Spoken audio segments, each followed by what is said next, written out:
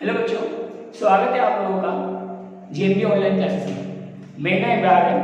मैं आपको 9 और 10 क्लास की मैथ्स पढ़ाऊंगा। आज मैं आपको पॉलिनोमियल्स एक चैप्टर है जो 9 क्लास में भी है और 10 क्लास में भी है, इसके बारे में बताऊंगा। ठीक है, देखते हैं हम। पॉलिनोमियल्स हिंदी में इसको बहुपद बोलते हैं। कॉन्स्टेंट्स अचर, वेरिएबल चर, इन दोनों को पहले समझना पड़ेगा, तब जाकर पॉलिनोमियल्स के बारे में पता चलेगा।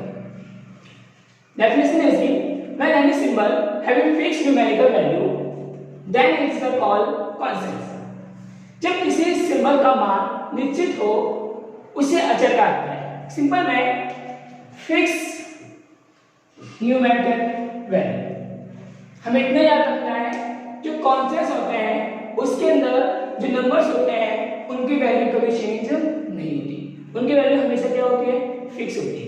एग्जाम्पल के लिए 2 है, 3 है, क्या कभी भी कहीं पर भी इनकी वैल्यू चेंज होगी? 3 को क्या लिखेंगे, 3 लिखेंगे। पाई की वैल्यू क्या होती है, 22/7, क्या कहीं पे भी इसकी वैल्यू चेंज होती है? नहीं होती। तो इसका मतलब हम इतना समझ में आ गया कि कॉन्स्टेंट्स के अंदर वैल्यू जो होती है, कॉन्स्टेंट्स की वैल्यू कभी चेंज नहीं होती, वो वैसे की वैसी रहती है। अब बात करते हैं वेरिएबल, मतलब चर। डेफिनेशन है, when any symbol having not fixed numerical value, मतलब इसके अंदर जो चीजें आती है उसकी वैल्यू फिक्स नहीं होती। ठीक है, जब किसी सिंबल का मान निश्चित ना हो तो उसे हम चर कहते हैं। इसके अंदर वैल्यू जो होती है फिक्स नहीं होती, x y z। एग्जांपल के लिए मान लो 2 पर्सन है, एक x है और दूसरा y, इनके बीच में डिफरेंस है 10 का। मान लो कि इसके पास एक कुछ रुपीस है, इसके पास भी है, दोनों के रुपीस में डिफरेंस कितना है, 10 है। चलो मानते हैं x के पास 20 रुपए, तो y के पास क्या होंगे, 10 रुपीस।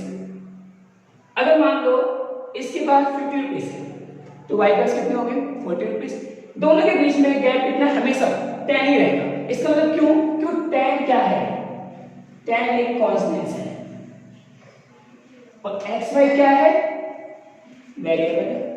तो यहां से हमें क्या आया कि वेरिएबल की वैल्यू फिक्स नहीं है, वो कंडीशन के अकॉर्डिंग चेंज होती रहती है, लेकिन जो हमारा कांस्टेंट है वो हमेशा फिक्स रहेगा, कभी चेंज नहीं होगा।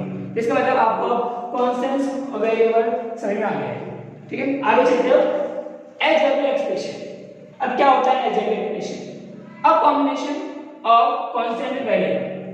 ये जो हम कांस्टेंट को पढ़ा है, कांस्टेंट और वेरिएबल, जब कांस्टेंट और वेरिएबल को दोनों को ज्वाइन करते हैं, मिलाते हैं, तब जाकर बनता है हमारा अलजेब्रिक एक्सप्रेशन, जिसे हम क्या बोलते हैं, पॉलिनोमियल्स। ठीक है, एग्जांपल है 2x² 4x 3। अब यहां पर आप देखो ये 2x² और 4x, ये दोनों क्या है हमारे, वेरिएबल, और 3 क्या है, कांस्टेंट। दोनों को ज्वाइन किया, इकट्ठा लिखा, तो क्या बन गया हमारा अलजेब्रिक एक्सप्रेशन, इसे क्या बोलेंगे हम, पॉलिनोमियल्स। कितना समझ में आ गया, पॉलिनोमियल्स क्या होता है, एक कांस्टेंट एक वेरिएबल, दोनों से मिलकर बनता है हमारा एक पॉलिनोमियल्स। ठीक है, अब कोएफिशिएंट गुणा, इंपॉर्टेंट चीज है क्योंकि चैप्टर में आगे आएगी, इसलिए पहले समझ लेते हैं इसका मतलब क्या होता है। कोएफिशिएंट हिंदी में बोलते हैं गुणा, क्या होता है गुणा। अच्छा, एक इक्वेशन लिखा मैंने यहाँ देखो 3x² 4x और ये 6 है, ये x² से कौन गुना हो रहा है, 3, तो 3 क्या है हमारा, कोएफिशिएंट है। 3 क्या है, कोएफिशिएंट। 3 किसका कोएफिशिएंट है, x के स्क्वायर का। तो इसमें याद रखो जो यहाँ पे हमारे वेरिएबल होंगे x है, वेरिएबल के साथ जो नंबर मल्टीपल हो रहे हैं वो नंबर क्या होते हैं, हमारे कोएफिशिएंट। तो यहाँ पे अगर आपसे पूछे कि भाई x का कोएफिशिएंट क्या है, तो आप क्या लिखोगे, 4। ठीक है, एक क्वेश्चन लिखा मैंने, what is the coefficient of x, answer 4 is the coefficient of x, कि 4 जो है कोएफिशिएंट है किसका, x का। अगर मैं आपसे पूछूं कि x² का कोएफिशिएंट क्या है, तो क्या लिखोगे, 3। आगे पॉलिनोमियल्स। अब यहां पर पॉलिनोमियल्स की मीनिंग, पॉलिनोमियल्स को बताऊंगा, पॉलिनोमियल्स की पहचान क्या है, किस इक्वेशन को हम पॉलिनोमियल्स बोल सकते हैं और किस इक्वेशन को हम पॉलिनोमियल्स नहीं बोल सकते। ठीक है, चलो देखते हैं। पहला एक्सपोनेंट, एक्सपोनेंट सबसे इंपॉर्टेंट चीज, एक्सपोनेंट। हिंदी में इसको घातांक बोलते हैं। ठीक है। हिंदी में इसे घटांक बोलते हैं, इंग्लिश में एक्सपोनेंट। अब एक्सपोनेंट कहाँ होता है, तो मैं लिखा था एक्सपोनेंट। क्या है एक्सपोनेंट, क्या है पावर, क्या है डिग्री, क्या है 2। ये 2 जो है ये हमारा क्या है एक्सपोनेंट, ठीक है। इस एक्स के ऊपर क्या है 1 है इसके ऊपर, तो ये क्या है हमारा एक्सपोनेंट, ठीक है। तो तुम्हें याद रखना है जो इस तरीके के इक्वेशन होते हैं उस इक्वेशन के ऊपर जो हमारे एक्सपोनेंट आएंगे उस एक्सपोनेंट को हमें ध्यान से देखना है कि वही एक्सपोनेंट ये बताएगा कि वो पॉलिनोमियल्स इक्वेशन पॉलिनोमियल्स है भी या फिर नहीं। When the exponent of algebraic expression is a whole number, Hindi medium पूर्ण संख्या, मतलब कि किसी भी इक्वेशन में जो उसका एक्सपोनेंट है, जो उसका घातांक है, वो हमेशा होल नंबर होना चाहिए, मतलब पूर्ण संख्या होनी चाहिए। अगर किसी भी इक्वेशन में उसकी एक्सपोनेंट अगर होल नंबर नहीं है, अब होल नंबर क्या होते हैं साइड में 0 1 2 3 4 100 जितने नंबर है वो सारे क्या है होल नंबर है, ठीक है। तो जितने भी होल नंबर होंगे अगर होल नंबर एक्सपोनेंट है तो क्या है हमारा पॉलिनोमियल, तो उसे क्या बोलेंगे हम पॉलिनोमियल बोलेंगे। तो आप फोकस ध्यान से सुनिए कि अगर किसी भी इक्वेशन के अंदर जो उसके एक्सपोनेंट है अगर वो एक्सपोनेंट होल नंबर है, पूर्ण संख्या है, तो वो इक्वेशन एक पॉलिनोमियल कहलाएगा। अगर वो एक्सपोनेंट होल नंबर नहीं है, मान लो एक्सपोनेंट माइनस में दे लिखा है, ये देखो माइनस में, तो इसका मतलब ये पॉलिनोमियल नहीं है। क्यों? क्योंकि -2 एक होल नंबर नहीं होता, तो इसका मतलब ये इसको हम पॉलिनोमियल नहीं बोलेंगे, ठीक है। एग्जांपल देखते हैं,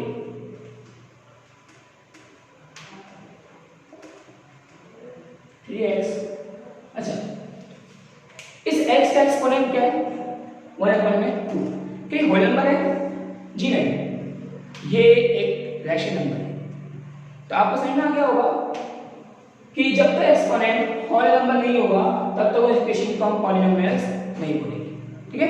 तो आपको इतना समझ में आ गया होगा। चलो आगे चलते हैं।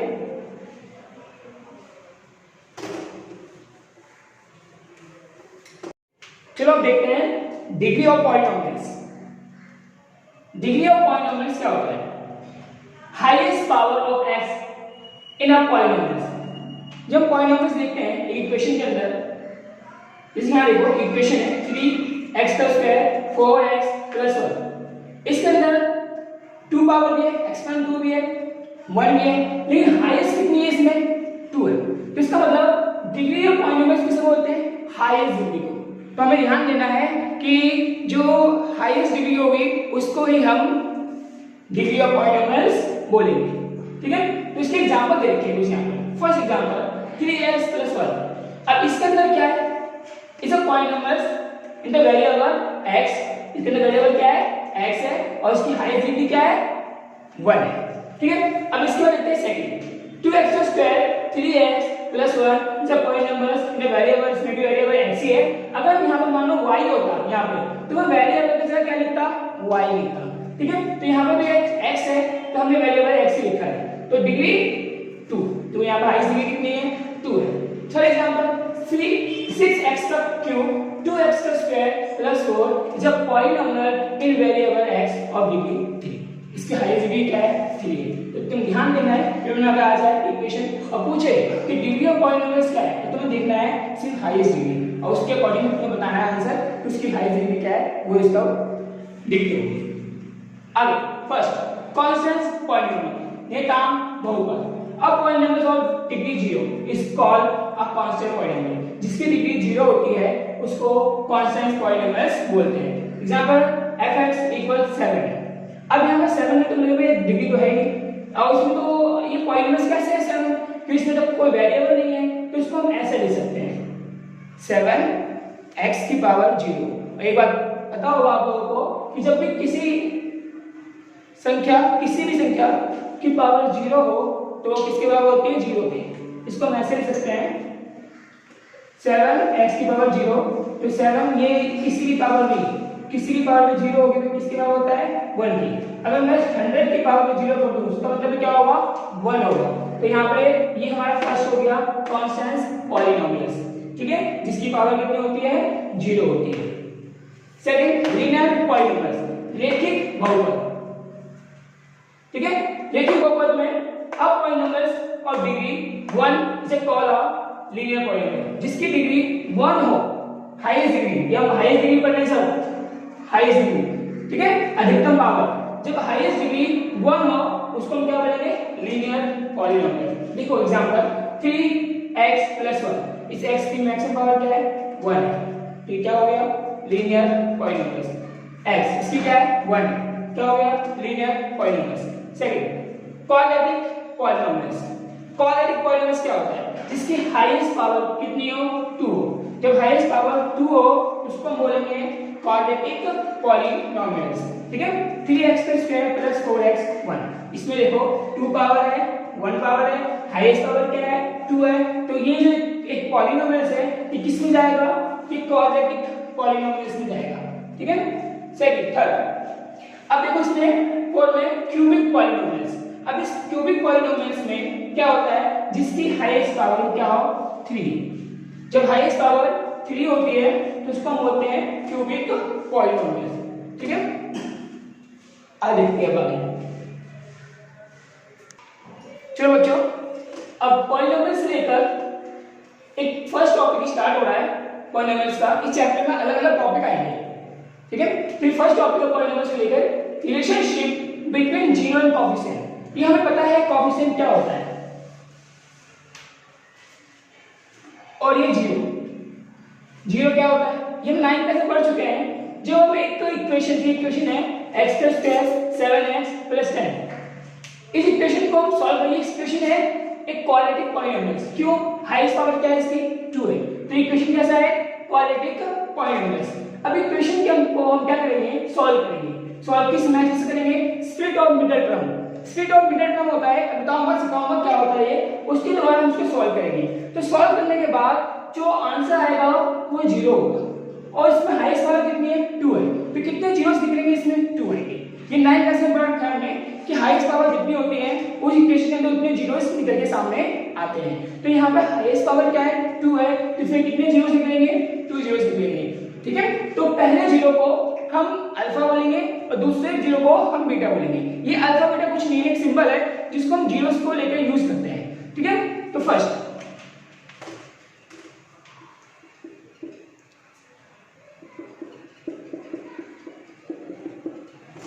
ये इक्वेशन है।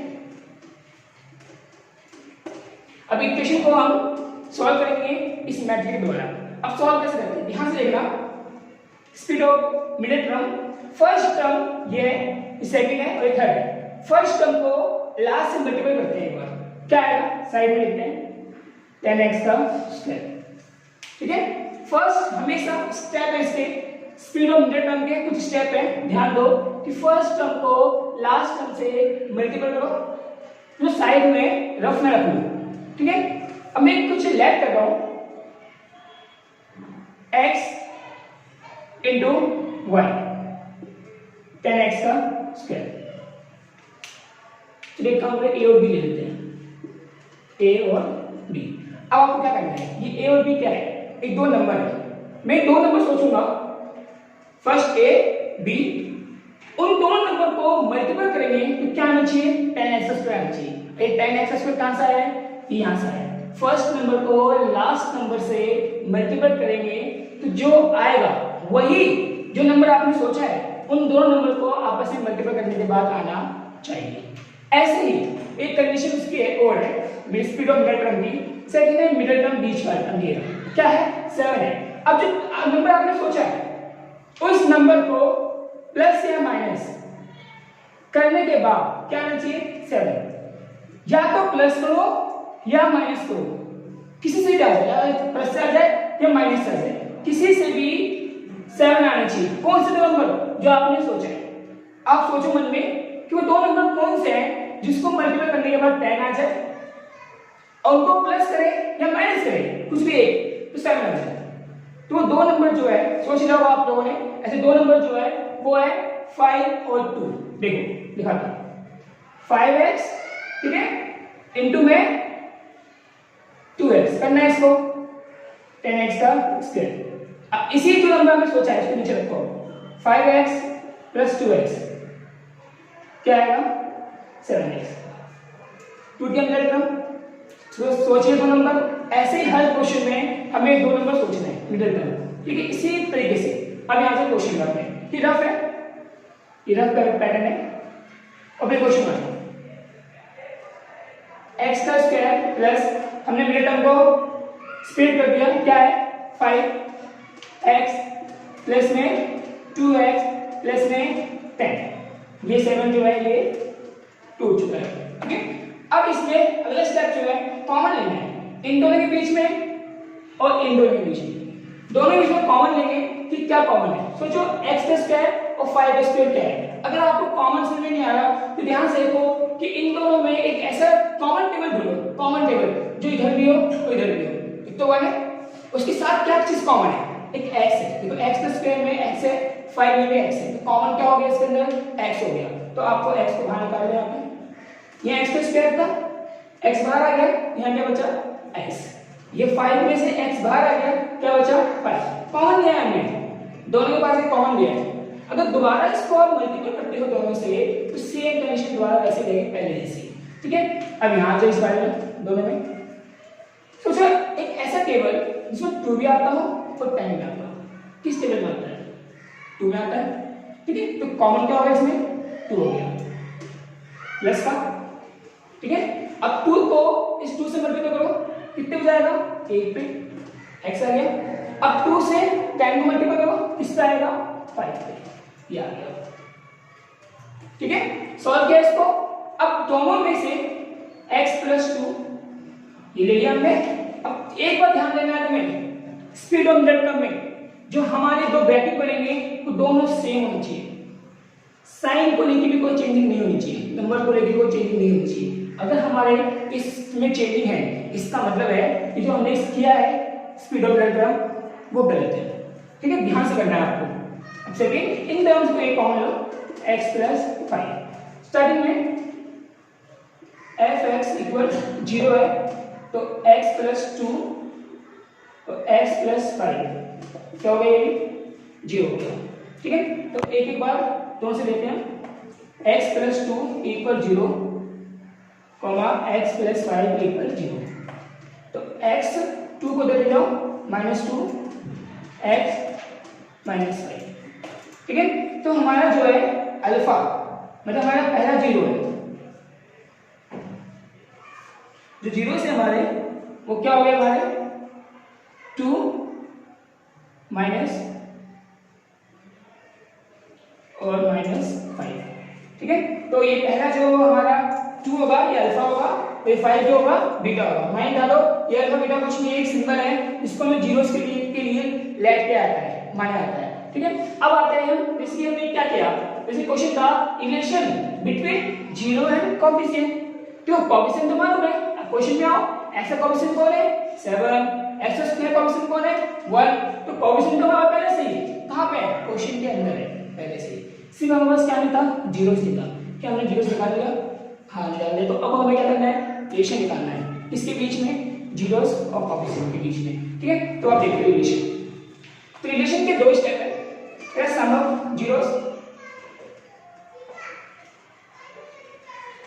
सम ऑफ जीरोस का क्या होता है देखो अल्फा प्लस बीटा, क्योंकि क्वेश्चन में क्या बोला है सम ऑफ जीरोस, तो अल्फा प्लस बीटा इक्वल इस तरफ हमारा जो आता है वो जीरोस आएगा, इस तरफ कोएफिशिएंट आएगा, कोएफिशिएंट मतलब c माइनस b अपॉन में a।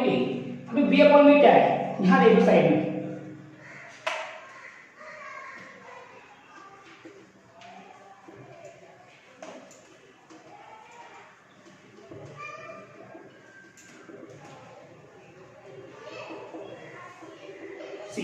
ये होता है हमारा क्वाड्रेटिक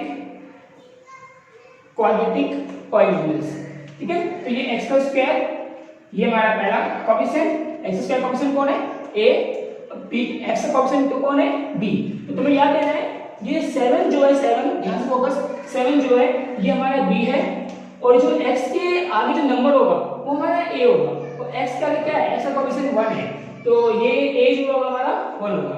तो यहाँ पर तुम्हें रिलेशन निकालना है, तो रिलेशन निकालने में सम ऑफ जीरोस में अल्फा प्लस बीटा इक्वल, ये जो हमारा जीरोस है सम ऑफ जीरोस, और ये कोएफिशिएंट है हमारा, इसको कोएफिशिएंट बोलते हैं, b अपॉन में a, b कौन है 7, a कौन है 1। तो अब देखते हैं अल्फा क्या था, अल्फा -2, ठीक है, नीचे प्लस है -5, ठीक है।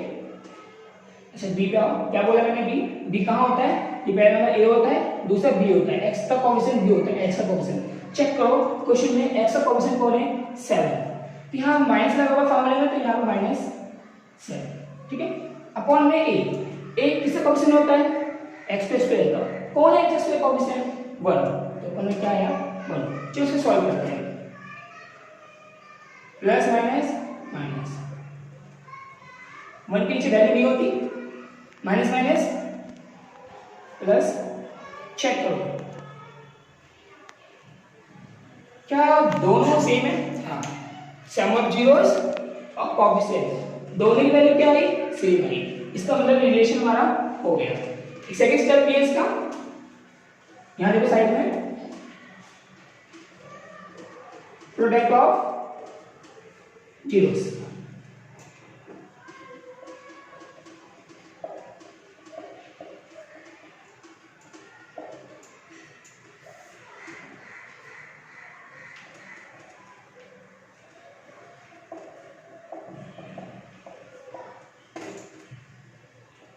Alpha into beta equal c upon में, तो अभी सी क्या है, अल्फा तो समझ आ गया, ये पहला जीरो से, बीटा क्या है दूसरा जीरो, अभी सी अपॉन में क्या है, सी जो है हमारा ये रहा, कोएफिशिएंट को बोलते हैं सी, ये रहा सी, ठीक है, और ये ए, ये रहा हमारा ए, तो अल्फा इंटू बीटा, अल्फा क्या है -2, देखो -2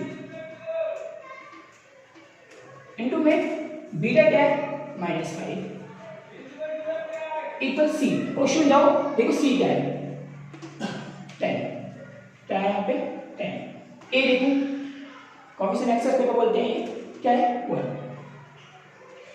मल्टीप्लाई करो minus minus plus 10 into 10, check करो, इसका मतलब ये जो दोनों जो हमने किया है प्रोडक्ट ऑफ जीरो और सम ऑफ जीरो दोनों में सेम आए, इसका मतलब ये रिलेशन क्या हो गया, सही हो गया। अगर सोचो कभी ऐसा हो कि दोनों का रिलेशन सॉल्व करते समय इनकी वैल्यू मैच नहीं हो, दोनों इक्वल ना हो, वेरीफाई नहीं हो, ऐसे जैसे हुआ है, इसका मतलब या तो क्वेश्चन गलत है या हमने इसको सॉल्व गलत किया है। रिलेशन का मतलब होता है कि वेरीफाई करो कि कोएफिशिएंट और जीरोस दोनों के बीच में रिलेशन सही है या नहीं, ठीक है। आपको ये समझ में आ रहा होगा, ये टॉपिक फर्स्ट है, इससे संबंधित जो भी क्वेश्चन होंगे अभी मैं दूंगा करने के लिए, घर से करना है आपको, ठीक है। ये टॉपिक समझ में आ गया होगा आप लोगों को। व्हाट्सएप पे जो ग्रुप बना रखा है इसको होमवर्क को नोट करना और उस पे बताना, कोई डाउट हो कुछ भी हो तो उसे बताना, जो कुछ भी ना समझ में आया हो तो, ठीक है। और इसके लिए क्वेश्चन दूंगा, उस क्वेश्चन को भी करना है और व्हाट्सएप पे सब बच्चों को ग्रुप में सेंड करना है सॉल्व करने के बाद। अब कुछ भी ना समझ में आया उसको डाउट पूछना है, घर पे रहो, घर से बाहर मत निकलो, पता है अभी हालात कैसे हैं हमारे आगे देश के, फैमिली का ध्यान रखो, खुद का ध्यान रखो, सही रहो, ठीक है। Thank you.